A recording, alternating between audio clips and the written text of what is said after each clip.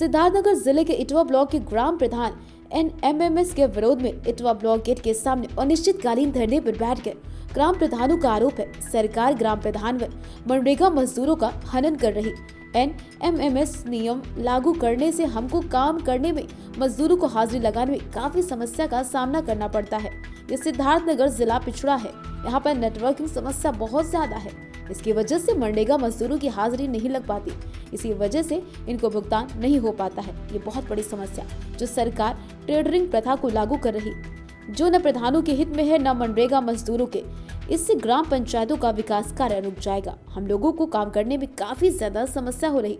सरकार की मंशा है टेंडरिंग प्रथा लागू कर ग्राम पंचायतों में होने वाले विकास कार्यों को रोकना। इसके विरोध में हम लोग इटवा ब्लॉक गेट पर अनिश्चितकालीन धरने पर बैठे। अगर हमारी मांगे नहीं मानी गई तो बड़ा आंदोलन होगा। यह अनिश्चितकालीन धरना प्रदर्शन पूरे जिले व प्रदेश में जारी रहेगा। मैं किस गांव के प्रधान है? जी, कामरान अहमद, मैं ग्राम प्रधान परसा हूँ। किन समस्याओं को लेकर आप यहाँ धरने पे बैठे हैं? जैसा कि हमारे साथी ने बताया कि जो NMS सिस्टम लागू किया गया है सरकार के द्वारा 1/1/2023 से, कि पूर्णतया ग्राम पंचायत में NMS सिस्टम से ही हाजिरी लगेगी और दोनों टाइम लगेगी।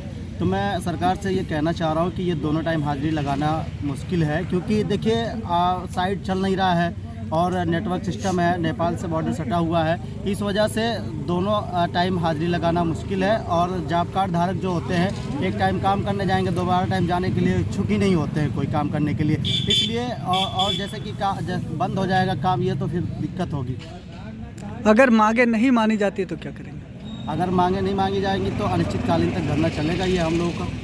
ये धरना केवल इटवा ब्लॉक में ही दिया जा रहा है कि क्या जिले भर में दिया जा रहा है? नहीं, पूरे जिले में और पूरा प्रदेश स्तर तक ये चलेगा। आपका क्या नाम है, किस गांव के प्रधान है? मेरा नाम रामानंद यादव है, मैं ग्राम पंचायत महादेव का ग्राम प्रधान हूँ।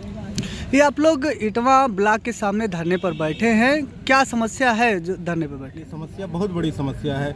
गांव जो गरीब तबके के लोग हैं, शोषण दलित जो वर्ग हमारा है, जो बाहर मजदूरी करने नहीं जा सकता, हमारे ग्राम पंचायतों में, हमारे गांव में मनरेगा में मजदूरी करते हैं। सरकार की सबसे महत्वाकांक्षी योजना मनरेगा की योजना रही है, जिससे जो शोषित दलित गरीब तबके के लोग हैं वहीं गांव में मजदूरी करके अपना जीवन यापन कर रहे हैं। अभी कोविड के समय में भारत सरकार ने सबसे ज़्यादा रोजगार देने का जो दावा किया वो मनरेगा के थ्रू किया। इस भीषण उसमें भी ग्राम प्रधानों ने अपना काम शुरू किया, गांव का विकास कराया और सबसे ज़्यादा इस भारत सरकार के सहयोग में ग्रामीणों को रोजगार दिया। आज उन्हीं के हकों का हनन हो रहा है। आज मनरेगा के मजदूरों का जो हक है उन्हीं के साथ सरकार उनका हनन कर रही है। उनका क्या नाम है, उनको जो रोजगार देने का काम है वो पूरी तरह से ठप हो जा रहा है।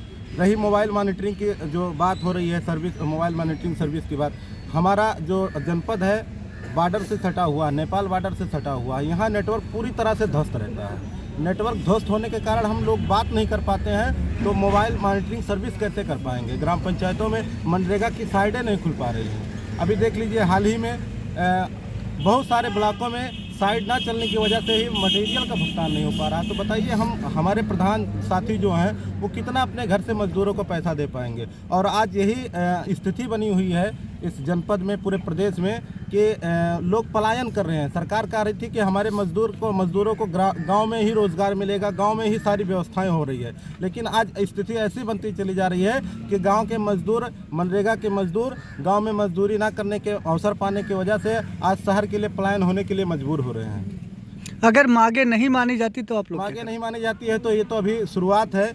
अनिश्चित काल तक ये प्रधान साथी किसान के बेटे हैं, किसान से उठे हुए, जमीन से उठे हुए हैं। ये अपने हक की लड़ाई हमेशा लड़ते चले आ रहे हैं और हमेशा लड़ेंगे। जब तक हमारी मांगे नहीं पूरी हो जाती है तब तक हम लोग, चाहे ठंडक कड़ाके की ठंड और बढ़ जाए, तब तक हम लोग धरने पर बैठे रहेंगे। अपनी मांगों को पूरा करा के ही सरकार से मानेंगे। और ये उम्मीद नहीं, पूरा भरोसा है कि आज तक सरकार ने लोगों की मांगें पूरी की है, गरीबों के मांगों को पूरा किया है। और पूरा भरोसा है कि प्रधान जो अपने हक की लड़ाई नहीं बल्कि शोषित गरीब तबके के लोगों के लिए लड़ रही है। रही बात फर्जीफिकेशन का, तो फर्जीफिकेशन प्रधान के ग्राम पंचायत नहीं कर रहा है। एक ग्राम पंचायत अगर एक बार काम कराता है तो उसकी 20 बार जांच होती है। सोशल ऑडिट की टीम आती है, जांच करती है, प्रदेशीय टीम आती है, लखनऊ से टीम आती है, जांच करती है, जिले की टीम आती है, जांच करती है। यही जांच एक फीट जांच करके एमबी करता है। सचिव हमारा काम कराते समय कार्य प्रभारी होता है, तैनात रहता है, वहाँ काम खड़ा होकर कराता है। बहुत से ऐसे विभाग हैं जहाँ मनमानी काम होता है, जेसीबी से काम होता है, ट्रैक्टर से काम होता है, उसको टेंडरिंग से काम होता है, चाहे वो सिंचाई विभाग का हो, चाहे नहर विभाग का हो, चाहे आरएस विभाग का हो, किसी भी विभाग का मामला हो। हर विभागों में टेंडरिंग व्यवस्था है। सरकार की मंशा है कि वही विभाग उसी व्यवस्था को हम इस मनरेगा में भी वही व्यवस्था लाएंगे, तो ये कतई नहीं चलने दिया जाएगा। ये हम प्रधानों ने प्रण कर लिया है कि टेंडरिंग की व्यवस्था हम अपने ग्राम पंचायतों में कतई लागू नहीं करेंगे, हम नहीं करने देंगे। हम अपने क्या नाम है मनरेगा मजदूरों के शोषण नहीं होने देंगे, उनके रोजगार को का हनन नहीं करने देंगे। क्या नाम है, किस गांव के प्रधान हैं आप? राघवेंद्र प्रताप सिंह, ग्राम पंचायत इमिलिया। क्या समस्या है, आप लोग यहाँ क्यों धरने पर बैठे जो हैं? मोबाइल मॉनिटरिंग व्यवस्था की गई है 1 जनवरी से 2023 से लागू की गई है, इसमें जो हमारा पिछड़ा क्षेत्र है वहाँ नेटवर्क से तो मोबाइल से तो कोई बात नहीं कर सकता है, और मनरेगा साइट खुलने का तो कोई विषय ही नहीं है। ऐसे जो कामगार हैं मनरेगा के, वह बेचारे दिन भर काम करते, उनका हाजिरी नहीं लग पाता है। जब अटेंडेंस नहीं लगेगा तो उनका मजदूरी भुगतान कैसे होगा। ऐसे में वो शाम को हम लोगों को घेरते हैं कि भैया मेरा अटेंडेंस नहीं लगा, हमको पैसा दीजिए। तो हम लोग कहाँ से पैसा पाएंगे और कहाँ से उनका भुगतान करेंगे। इस नाते इस प्रणाली का हम लोग पुरजोर विरोध करते हैं, और गवर्नमेंट से यही उम्मीद है कि जैसे पिछले वर्ष जो कार्य होता था उसी के अनुरूप एएमएमएस बंद करके वैसे ही कार्य कराया जाए। अगर मांगे नहीं मांगी जाती है तो आप लोग क्या करेंगे? हम लोग अनिश्चितकालीन धरना देंगे, और भारत सरकार के जितने भी विकास कार्य हैं उनका पुरजोर हम लोग विरोध करेंगे एक स्वर में, क्योंकि ग्राम प्रधानों के अधिकारों का हनन हो रहा है। तो ऐसे में कोई प्रश्न ही नहीं उठता है कि हम लोग, जब सरकार हमारा सहयोग नहीं करेगी तो हम लोग कैसे कर पाएंगे, कुछ सरकार का सहयोग कैसे करेंगे।